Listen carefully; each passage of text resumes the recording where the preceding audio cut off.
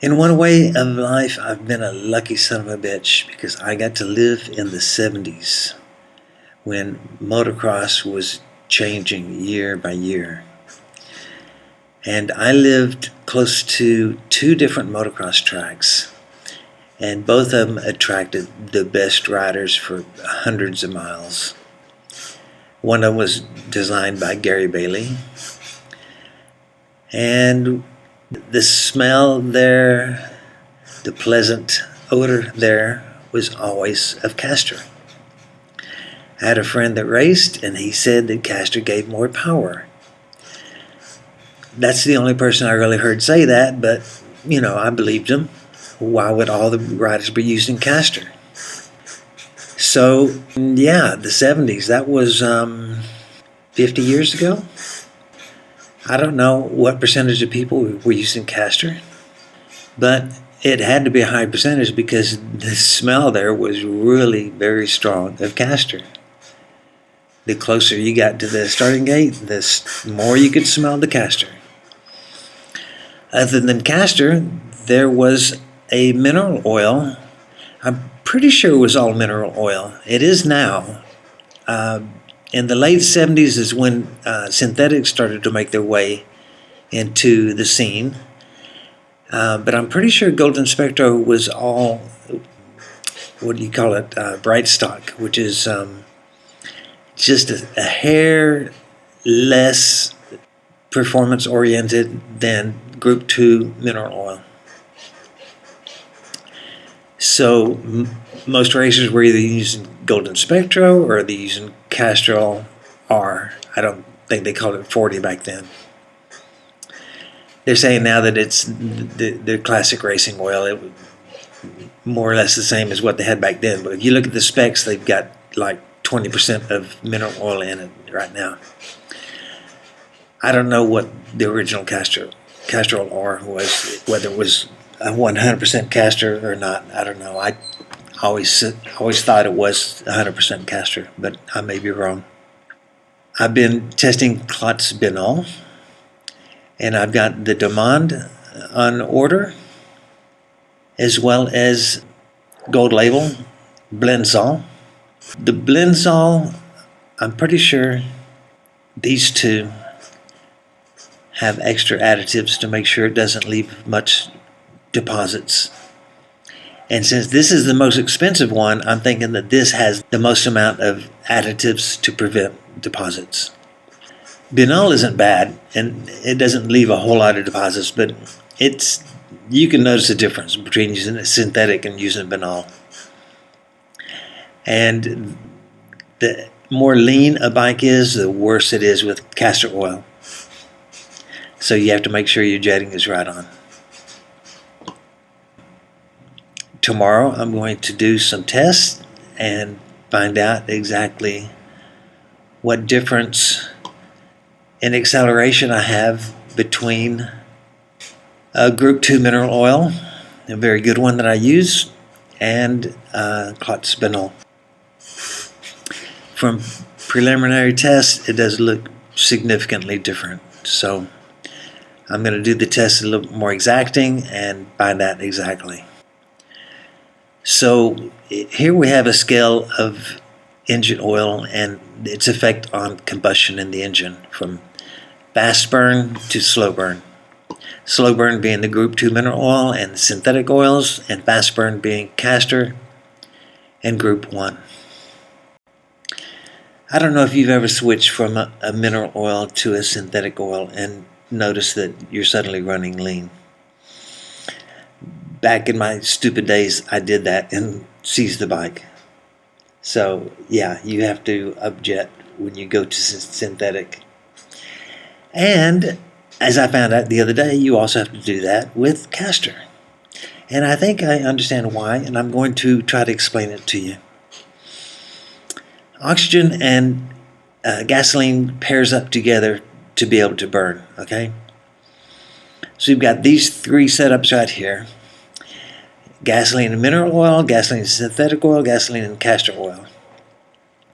So the first column is oxygen, with each star representing a molecule of oxygen. these three columns. The next column is the combustible molecules, okay, of gasoline, and in this case group 1 and group 2 mineral oil. Synthetic here, castor here. Okay, I know for a fact that synthetic does not burn anywhere near as well as mineral oil does. So I don't know the exact percentages, but just for the sake of being able to present this in a logical manner that's understandable, I'm going to say that it's a 2-to-1 ratio. So these two molecules of synthetic are going to take one molecule of oxygen and leave one molecule free. And castor, I'm not 100% sure, but just for the sake of presentation, I'm going to say castor does not need any oxygen because it carries its own oxygen within its own molecular structure. So it leaves two molecules of oxygen free. So extra oxygen means it's leaner. So if you're jetted for mineral oil, let's say Yamalube used to have some synthetic in it, but now it does not. It's all mineral oil. And you switch to synthetic or castor, you're going to have extra oxygen, and so it's going to be leaner. The engine's going to run hotter, maybe it will seize. So what we do is we upjet, so we have extra molecules of gasoline to have one that pairs up with this free molecule of oxygen.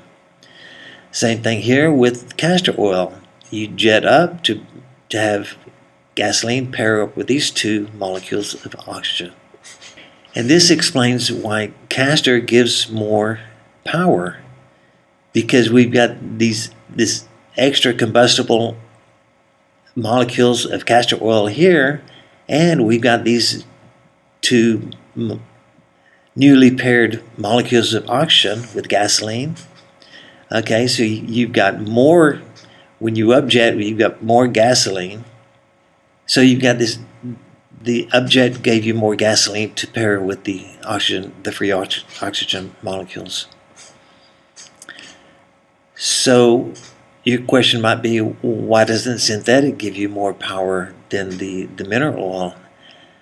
Because it has the same kind of scenario, not as drastic as in this case, but it has the same type of scenario going on. The reason being, according to my test, is that synthetic is a slow burn oil. Group 2 is also slow, not as slow as synthetic, and group 1 is a fast burn oil. Okay, castor is a fast burn oil. So if you go from a mix, you know, let's say Yamalube's got group 1 and group 2 mineral oil. You go from Yamalube to clotzabenol, you're going to have more power because you've got more paired oxygen molecules with gas. I guess I need to explain why a slow burn oil will give less power than a fast burn oil. What happens with a quick burn oil, which is this green pressure graph right here, this vertical line right here being top dead center. This is before top dead center, this is after top dead center.